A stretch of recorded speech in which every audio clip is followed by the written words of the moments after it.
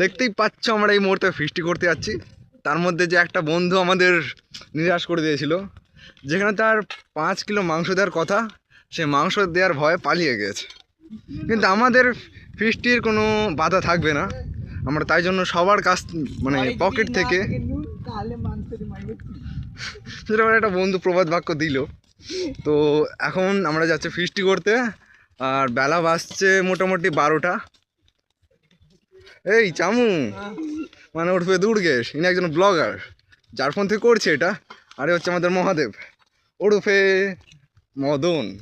আর দেখছেন আমাদের সামনে যাচ্ছে হলুদ গেঞ্জি পরে কার্তিক দা, নামই হচ্ছে কার্তিক, মাঝে মধ্যে ঠাকুর বলে থাকে।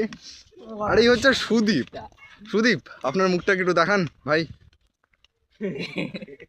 একটু পাকামাকুড়ি গিরি হচ্ছে আমাদের এখানে। তার সামনে গামছা মাথা দিয়ে যাচ্ছে সৌরভ।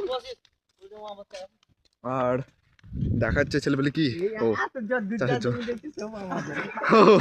এখানে বলছে, এমনি তো বললে হবে না, সুদীপরা একটা বড় লোক টাইপের, ওদের মোটামুটি 12 বিঘে সম্পত্তি আছে।